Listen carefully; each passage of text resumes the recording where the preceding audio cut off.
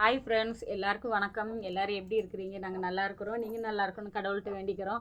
நேற்றுக்கு போட்ட வீடியோக்கு சப்போர்ட் பண்ண அத்தனை பேருக்குமே ரொம்ப ரொம்ப நன்றி. ஐயோ கடவுளே, என்னால் நினச்சி கூட பார்க்க முடியல. நேற்றுக்கு அவ்வளோ பேர் என்னை வாழ்த்திருந்தீங்க, அவ்வளோ பேர் கமெண்ட் பண்ணியிருந்தீங்க. ரொம்ப ரொம்ப நன்றி. இருந்தாலும் எனக்கு கொஞ்சம் பேராசை அதிகம்னு ஆயிடுச்சுன்னு நினைக்கிறேன். எனக்கு 5000 சப்ஸ்கிரைபருக்கு 50,000 சப்ஸ்கிரைபர் எழுதியிருக்கு. இருந்தாலும் நமக்கு எவ்வளோ ஒரு இது, ஆனால் தெரியாமல் போட்டது தான் ஃப்ரெண்ட்ஸ். வாயிட்டு கேட்டேன் 5000ன்னு. நான் அதுதான் 5000ன்னு சொல்லி வந்த உடனே நான் அப்படியே அப்ரூவ் பண்ணிட்டேன். பார்த்தா அது 50,000ன்னு சொல்லி எழுதியிருக்கும் போல் இருக்குது. அப்புறம் ஒரு சில பேர் அதை திருத்த சொன்னீங்க. இப்போ வேறு ஏதாச்சும் ஒன்றுனா கூட திருத்திக்கலாம். அது தம்ப்லைட் செட் பண்ணதுக்கப்புறமேட்டு திருத்த முடியாது. சாரி, இனிமேல் வைக்கும்போது கொஞ்சம் செக் பண்ணி வைக்கிறேன். அதுக்கு முன்னாடி ஒரு சில பேருக்கு கொஞ்சம் நன்றி சொல்லணும். ஏன்னா என்னுடைய ஹோம் டூர் வீடியோ நிறைய பேர் கேட்டுங்க. நானுமே ஹோம் டூர் வீடியோ போட்டிருக்கேன். என்னுடைய ஹோம் டூர் வீடியோ நேற்றைக்கு தான் எனக்கே தெரியும். எனக்கு ஒரு சிஸ்டர், உமா சிஸ்டர், உங்களுக்கு தெரியும், நம்மளுடைய வீடியோக்கு சப்போர்ட் பண்ணுறவங்க. அவங்களுமே ஒரு யூடியூப்பர் தான். அவங்க தான் நேற்றுக்கு என்கிட்ட சொன்னாங்க, உங்களுடைய ஹோம் டூர் வீடியோ வந்து 1 lakhக்கு மேலே போயிடுச்சு சிஸ்டர், அதனால் அவங்களுக்குன்னு சொல்லி கொஞ்சம் வித்தியாசமாக நீங்கள் வந்து நன்றி சொல்லணும். நாங்கள் கண்டிப்பாக அதனால தான் இன்றைக்கி உங்ககிட்ட சொல்கிறேன். நேற்றுக்கு நான் லைவில் கொஞ்சம் அந்த வீடியோ பற்றி சொன்னதுக்கு அப்புறமேட்டு போய் நிறைய பேர் பார்த்து நமக்கு சப்ஸ்கிரைப் பண்ணி நமக்கு அதே வீடியோவில் மறுபடியும் கமெண்ட் கொடுத்துருந்தாங்க. எல்லாருக்குமே ரொம்ப ரொம்ப நன்றி. எந்த வீடை நமக்கு மட்டம் தட்டி பேசுனாங்களோ நிறைய பேர், அந்த வீடு தான் இன்றைக்கி நம்மளை ஹைலைட்டில் கொண்டே வச்சுருக்கு. உண்மைக்குமே ரொம்ப ஹாப்பியாக இருக்கேன். நேற்றுலேருந்து என்னன்னு தெரியல, மனசுக்குள்ள ஒரே பட்டாம்பூச்சி ஒன்று மாதிரி இருக்குது. அப்புறம் நிறைய அண்ணன்மார்கள்லாம் கவலைப்படாதீங்க, ஏன் இப்படி ஃபீல் பண்ணணும், வேண்டாம், நிறைய கஷ்டம், அது என்னமோ உண்மை தான். நான் நிறைய கஷ்டத்தை தாண்டி வந்தால் தான் அது ஒரு லைஃப் புரியுது. இருந்தாலும் என்னுடைய மனசை தைரியப்படுத்த சொன்னது உங்களுக்கு எல்லாருக்குமே ரொம்ப ரொம்ப ரொம்ப நன்றி. அதையும் விட நேற்றுக்கு ஒரு ஒரு எவ்வளோ பேர் கமெண்ட் பண்ணாங்களோ அதில் ஆப்போசிட்டாக அதுக்கு பாதி பேர் என்ன சொல்லியிருந்தாங்கன்னா, கூடி சீக்கிரம் ப்ரெமெண்டோட வீடியோ போடுங்க, அது வரணும்னு சொல்லி நாங்கள் கடவுள்கிட்ட ப்ரேயர் பண்ணிக்கிறோம், அதுக்காக ஐ எம் வெயிட்டிங்லாம் சொல்லியிருந்தீங்க. உங்களுக்கு எல்லாருக்குமே ரொம்ப ரொம்ப நன்றி. கூடி சீக்கிரம் வரும். கண்டிப்பாக எல்லாருமே ப்ரேயர் பண்ணிக்கோங்க. உங்களுடைய அன்பு, உங்களுடைய சப்போர்ட்டும் இருந்தால் நம்ம எதனாலும் நம்ம எடுக்கலாங்கிற நம்பிக்கையோடு நான் வீடியோ போட்டுக்கிட்டே இருக்கேன். அதுக்கு இப்போ ஏன் நான் சிரிச்சுக்கிட்டே இருக்கேன்னு சொல்லி நீங்கள் ஒரு பக்கத்தில் சந்தோஷம் இருந்தாலும், பாட்டி நிறைய பேர் பாட்டியை பற்றி கேட்டிருப்பீங்க. இன்றைக்கி பாட்டி வாய் நல்லா இருந்துச்சுன்னா என்கிட்ட அவ்வளோ தூரம் சண்டை போடுறது. இன்றைக்கி பாட்டி உடம்பு சொல்லணும் எப்படி பில்லு பூச்சி மாதிரி உட்காந்துருக்குங்கிறதையும் நான் உங்கள்கிட்ட வீடியோவில் ஷேர் பண்ணியிருக்கிறேன். சும்மா என்கிட்ட சண்டை போடுவாங்க. ஏன்னா அவங்க பேரனை நான் கல்யாணம் பண்ணியிருக்கேன் இல்லைங்களா, நான் பேத்திங்கிறதுனால. இன்றைக்கி நான் எவ்வளவோ பேசினாலும் வாயவே மூட முடியாமல், வாயவே திறக்க முடியாமல் பாட்டி எவ்வளோ கஷ்டத்தோடு இருந்தாங்கங்கிறது இந்த வீடியோவில் நான் உங்ககிட்ட ஷேர் பண்ணுறேன். பாட்டிக்கு வந்து என்னை எந்த அளவுக்கு பிடிக்குமோ அந்த அளவுக்கு 2 பேருக்கும் சண்டை வரும். புதன்கிழமை அன்னைக்கு இங்கே ஒடிசாவில் வந்து மார்க்கெட், அது நிறைய பேருக்கு தெரியும். நான் சொன்னேன், அமௌண்ட்டு கொடு, நான் உனக்கு சித்தையோடு வாங்கிக்கொண்டு தரேனதுக்கு பாட்டி வந்து பண விஷயத்தில் பெரும்பாலும் யாரையுமே நம்ப மாட்டாங்க. நான் இங்கேருந்து போகும்போது ஒரு 2-3 இடத்துல நிப்பாட்டி வச்சு மழையினால் பாட்டியை பாதுகாப்பாக கொண்டுட்டு போயிட்டேன். ரிட்டன் அங்கேருந்து பொருளெல்லாம் வாங்கிட்டு வரும்போது ஒதுங்கவே முடியாத வயக்காட்டுக்கிட்ட வச்சு மழை பெய்ய ஆரம்பிச்சிச்சு. பாட்டியை கொண்டுட்டு எந்த பக்கமே ஒதுங்க முடியலன்னொடனே அதுக்கும் நான் தான் காரணமா. இன்றைக்கி காலையில் என்ன சொல்கிறாங்க, ஒன்றால் தானே எனக்கு காய்ச்சல், ஒன்றால் தான் எனக்கு கண்ணு வலிக்கு. ஏன்னா பாட்டிக்கு 2 கண்ணுமே சிசரிங் பண்ணியிருக்கிறாங்க. இந்த கண் வந்து இப்போ இடையில தற்சமயம் இப்போ பண்ணது தான். அதனால் பாட்டி வந்து என்ன சொல்லிட்டாங்கன்னா, இன்றைக்கி எனக்கு உடம்பு சரியில்லாது ஒன்றால் தான், அதனால் இன்றைக்கி காலையிலேயே நாங்கள் 2 பேரும் சும்மா விளையாட்டுக்கு தான் சண்டை போட்டுட்டு இருந்தோம். என்ன உனக்கு எது பண்ணாலும் நான் தான் காரணமா அப்படின்னு. நல்லா இருந்தாலும் என்ன தான் சொல்லும், அதுக்கு ஏதாச்சும் முடியலனாலும் பாட்டி என்ன தான் சொல்லும். அதனால் பாட்டிகிட்ட பேசிகிட்டு இருந்தேன். இன்றைக்கி வா, நான் உன்னை ஆஸ்பத்திரி கூட்டிகிட்டு போகிறேன், ஜாஸ்பூர் டவுன் இருக்குங்களா, அங்கே நம்ம வண்டியில் பெட்ரோல் போட்டு நான் உன்னை கூட்டிகிட்டு போகிறேன் வா அப்படின்னதுக்கு, வேண்டாமா நாளைக்கு நான் கூட்டிகிட்டு போகணுமா, எதுக்குன்னு சொல்லி கேட்டால் எனக்கு உட்கார முடியல, தலை ஒரு வழியாக வருது அப்படின்னாங்க. அப்புறம் படுக்க வச்சு பாட்டிக்கிட்ட என்னென்ன பண்ணிருக்குங்கிறத நான் உங்களுக்கு வீடியோவில் ஷேர் பண்ணுறேன். நம்மளோட வீடியோக்கு தொடர்ந்து சப்போர்ட் பண்ணுங்க. என்னோடய வீடியோ இப்போ தான் ஃபஸ்ட் டைம் பார்க்கணும், ப்ளீஸ் லைக் ஷேர் சப்ஸ்கிரைப் பண்ணிட்டு பாருங்கள் ஃப்ரெண்ட்ஸ். வாங்க நம்ம வீடியோக்குள்ளே போகலாம். இன்றைக்கி நம்ம வந்து என்ன வீடியோ பார்க்க போகிறோம், நிறைய மிஸ் பண்ண வீடியோ தான், அதனால் மறக்காமல் பாருங்கள். கொஞ்சம் சிம்பிளாக தான் எடுத்துருக்கிறேன். ஏன்னா நமக்கு இன்னும் 4-5 நாளைக்கு, நேற்றுக்கு வரைக்குமே நமக்கு மழைக்கு டைம் கொடுத்துருந்தாங்க. நான் இனிமேல் தான் வீடியோ அப்லோட் பண்ணிவிட்டு அதுக்கப்புறமேட்டு பான் கார்டு இன்றைக்கி நம்ம கைக்கு வரும்ன்ருக்காங்க. அதுக்கு போயிட்டு வந்தேன் அப்படின்னா திங்கக்கிழமை அன்னைக்கு வாக்கில் உமா சிஸ்டர் வீட்டுக்கு போகலான்னு நினச்சிருக்கிறேன். பார்க்கலாம், கடவுள் எது செஞ்சாலும் நமக்கு ஒரு நல்லதாக தான் செய்வாங்க. நிறைய பேர் எனக்கு அப்படி தான் நீங்கள் எனக்கு கமெண்ட்டில் எனக்கு சப்போர்ட் பண்ணுறீங்க. உண்மைக்குமே எனக்கு அந்த நம்பிக்கை இருக்குது. நம்ம வீடியோ பாருங்கள், வீடியோ பார்த்துட்டு மறக்காமல் கமெண்ட் பண்ணுங்கள். இந்த வீடியோ வந்து பார்த்திங்கன்னா இப்போது 2 நாளைக்கு முன்னாடி எடுத்த வீடியோ.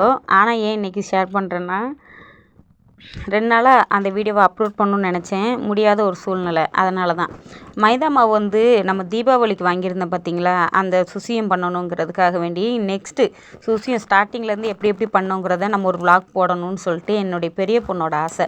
ஏன்னா அன்றைக்கி நான் போட்டிருந்த சுசியம் உண்மைக்குமே ஃப்ரெண்ட்ஸ் அதான் ஃபஸ்ட் டைம், ஆனால் ரொம்ப ஒரு டேஸ்ட்டாக பண்ணியிருந்தேன் நான். அதனால் இப்போ வந்து ஆயில் ஊற்றிருக்கிறேன்.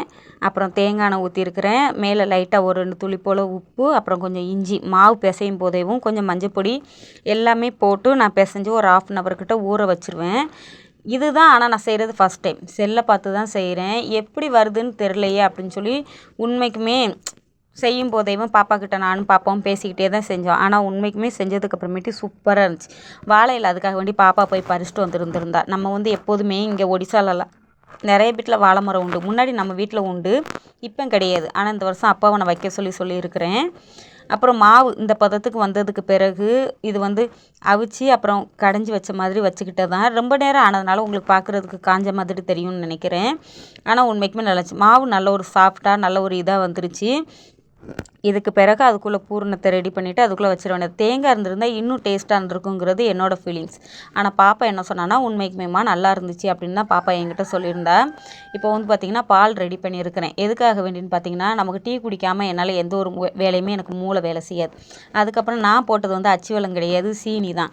ஆவி பறக்க இருக்குது. இனிமேல் தான் அதை உருண்டை பிடிச்சி வாழை இலையில் வைக்கணும். எதையுமே நான் வந்து இன்றைக்கி இந்த போலி செய்யும்போது எல்லாமே வாழை இலையை வச்சு தான் நான் வந்து யூஸ் பண்ணேன். ஏன்னா வாழை இலையில் சாப்பிட்ற நம்ம தமிழ்நாட்டில் இருக்கிற நமக்கு அது ஒரு பாரம்பரியமான ஒரு விஷயம். உள்ளே மாவு வச்சு இதை போட்டிருக்கிறேன். நெக்ஸ்ட்டு உள்ளே எப்படி பூரணம் வச்சேங்கிறத உங்கள்கிட்ட ஷேர் பண்ணுறேன். இந்த இந்த இந்த இது நான் போடும்போது பாப்பா தான் வீடியோ எடுத்தா. எங்கள் வீட்டில் நிறைய பேர் சொல்கிறீங்க சிஸ்டர் உங்களுக்கு வந்து ஒரு பெரிய பால் ஒன்று போடுங்கன்னு. கண்டிப்பாக ஃப்ரெண்ட்ஸ் நம்ம போடலாம். கூடிய சீக்கிரம் கண்டிப்பாக நான் போடணும்னு சொல்லி ஆசைப்பட்ருக்கிறேன். அதுக்கு பிறகு மேலே வந்து நான் வந்து யூஸ் பண்ணது வந்து பார்த்திங்கன்னா தேங்காய் எண்ணெய் தான் நான் வந்து யூஸ் பண்ணி செஞ்சேன். மற்றபடி எந்த ஒரு எண்ணெயுமே நான் சேர்க்கலை. நிறைய பேர் நெய் சேர்த்தா நல்லாயிருக்கும் அப்படின்னு சொல்லி நினைக்கலாம். நெய்க்கு வந்து இங்கேருந்து மார்க்கெட் போயிட்டு அந்த மலை இதில் நம்ம வாங்கிட்டு வரணும். அதனால் இருக்கிறத வச்சு செய்யலான்னு சொல்லிட்டு சும்மா அந்த சூடாக அந்த குளிருக்கு அதுக்கும் சூடாக ஏதாச்சும் கொஞ்சம் சாப்பிட்டா நல்லா இருக்குமே அப்படின்னு சொல்லிட்டு தான் அந்த இது பண்ணோம். அப்புறம் நானும் பாப்பாவும் கொஞ்சம் நேரம் பேசிக்கிட்டேவும் அந்த வீடியோவை ஷேர் பண்ணோம். இப்போ உருண்டை எல்லாமே வாழை இலையில் பிடிச்சு வச்சது. ஏன்னா சட்டி ரொம்ப சூடானதுனால தான் அதை உங்ககிட்ட நான் வந்து எக்ஸ்பெக்ட் பண்ணாமல் இது பண்ணிட்டேன்.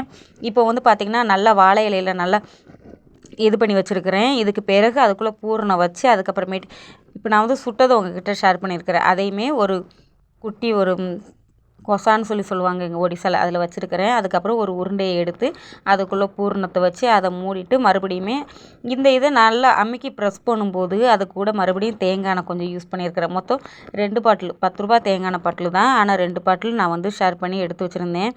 அந்த மாதிரி எல்லாமே ஒரு வழியாக நல்லா செஞ்சு முடித்ததுக்கு பிறகு உண்மைக்குமே ஃப்ரெண்ட்ஸ் டேஸ்ட் எப்படி, ஆனால் தேங்காய் போட்டிருந்தேன்னு வச்சுக்கோங்களேன், அந்த தேங்காய் எண்ணெய் ஸ்மெல்லுக்கும் அப்படி ஒரு சாஃப்டாக இருந்ததுக்கும் உண்மைக்குமே இன்னும் நல்லா இருந்திருக்கும்னு நான் நினைக்கிறேன்.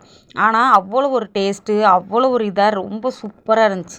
அப்பாவுக்கு வந்து அந்த மழை டயத்தில் இங்கே கூப்பிட்டு வச்சுருந்து சாப்பிட சொல்லியிருந்தேன் அப்படின்னா கண்டிப்பாகவே காட்டியிருந்துருக்கலாம்.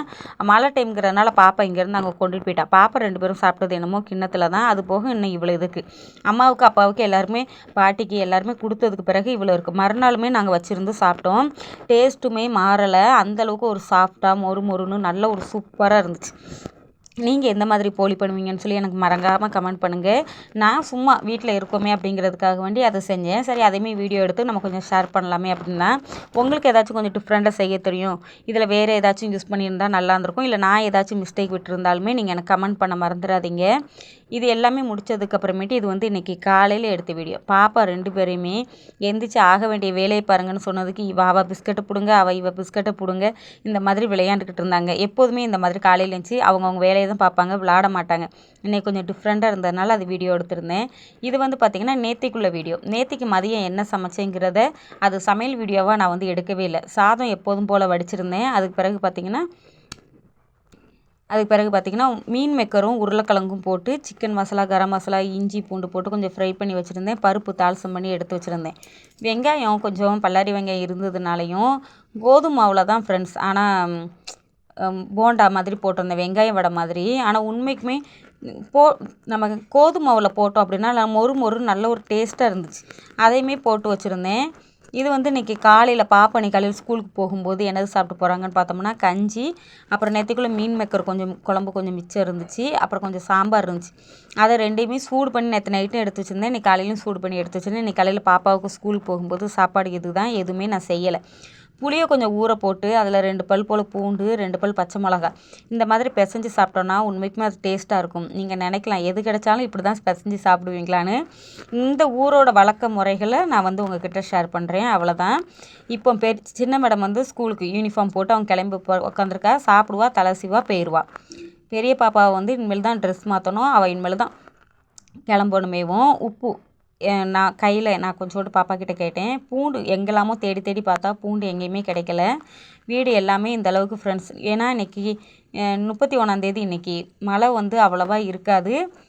அதனால் மழை டைம் அவ்வளோதான். இன்னும் புயல் அடித்தா வேணால் மழை வரலாம். அதனால் விறகு எல்லாமே கொஞ்சம் வெளில காய வைக்கணும்.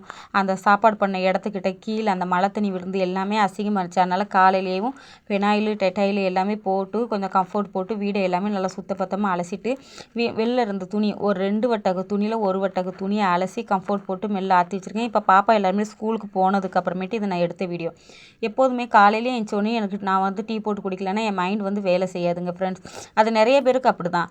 நேற்றுக்கு எனக்கு வந்து பால் கிடைக்கல. மாடு வந்து 3 நாள் பெஞ்ச மழையில் காட்டுக்கு சாப்பிட போகலை அப்படின்னோடனே வீட்டில் இருக்கிற வச்சு சாப்பிட்டனாலே என்னமோ தெரியல, அது பால் கொடுக்கல. ஒரு 1/2 கிளாஸ் போல் தான் இருந்துச்சு. எனக்கு என்னமோ அது மனசு திருப்தியாக இல்லை. ஏன்னா நான் எப்போதுமே பெரிய கிளாஸுக்கு ஒரு 3 கிளாஸ் வாங்கிட்டு வருவேன்.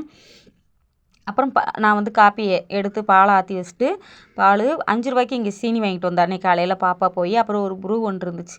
இப்போ நம்ம டீ போட்டு குடிக்கும்போது டீ போட்டுக்கிட்டு இருக்கும்போது பாட்டி வந்தாங்க.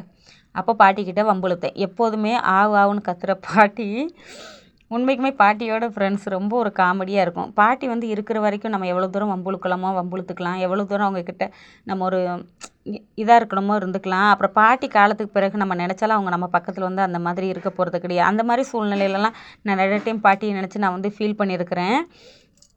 அப்புறம் பாட்டி கேட்டேன், நான் உனக்கு என்ன பண்ணுதுன்னு சொல்லி கேட்டேன். ஒரு கிளாஸில் காப்பி கொடுத்துருக்கேன். பாட்டி பக்கத்தில் வச்சுருக்காங்க.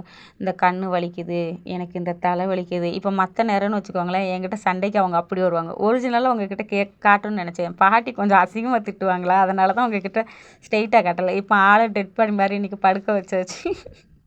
இப்போவுமே பாட்டி பக்கத்தில் தான் உட்காந்துருக்காங்க. அவங்க வீடியோ பார்த்துட்டு நீ என்ன படுக்க வச்சிட்டியான்னு சொல்லி கேட்டுக்கிட்டு இருக்கிறாங்க என்கிட்ட.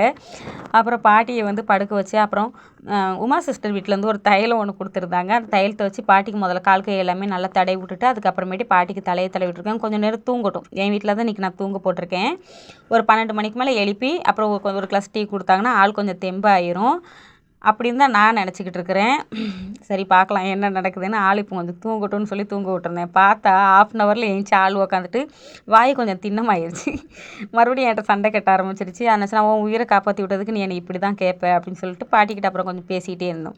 இது வந்து என்னதுன்னு பார்த்தீங்கன்னா, இங்கே இன்றைக்கி ஒரு குட்டி பாப்பாவுக்கு பர்த்டே. அவங்க காலையிலே கோயிலுக்கு போயிருப்பாங்க போட்டிருக்கு. வாழைப்பழம், ஆப்பிள், அப்புறம் மாதுளப்பழம். இது வந்து உங்களுக்கு என்ன பழங்கிறது தெரியும். எனக்கு சடன் அதோட பேர் வர மாட்டேங்குது. அது இந்த மாதிரி எல்லாமே கட் பண்ணி போட்டு ஒரு பிளேட்டில் கொண்டுட்டு வந்திருந்தாங்க. நான் இந்த மூடியில் தான் இன்றைக்கி அவங்கக்கிட்ட பிரசாதம் வாங்கினேன். பாப்பா 2 பேரும் ஸ்கூலுக்கு போயிட்டாங்க. அவங்க வர்ற வரைக்கும் இதை வைக்கிறதுக்கு என்னால் முடியாது. அதனால் நான் உடனே சாப்பிட்டேன்.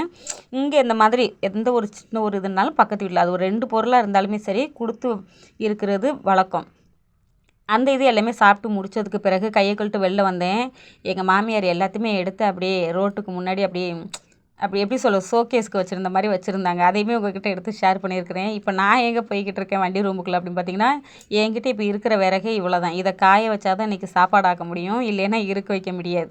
இந்த மழை தண்ணி எல்லாமே விழுந்து ஆஞ்சிருக்கு. இன்றைக்கி வீடியோ கொஞ்சம் காமெடியாக போகும்னு நினைக்கிறேன். எத்தனை பேர் என்ஜாய் பண்ணிங்கிறத மறக்காமல் கமெண்ட் பண்ணிவிட்டு போங்க. அப்புறம் விறகு எல்லாத்தையுமே இப்போ எடுத்து அங்கே காய வச்சுருக்கிறேன். இன்றைக்கி நல்ல ஒரு வெயில் அடிக்கி, அதனால் விறகு காஞ்சிரும். நம்மளுமே பானக்காடுக்கு போயிட்டு வரவும் விறகும் காஞ்சிருக்கும். சமையல் பண்ணுறதுக்கு கரெக்டாக இருக்கும்னு நான் நினைக்கிறேன். விறகு எல்லாமே காயட்டும். இன்றைக்கி வீடியோ அவ்வளோதான்.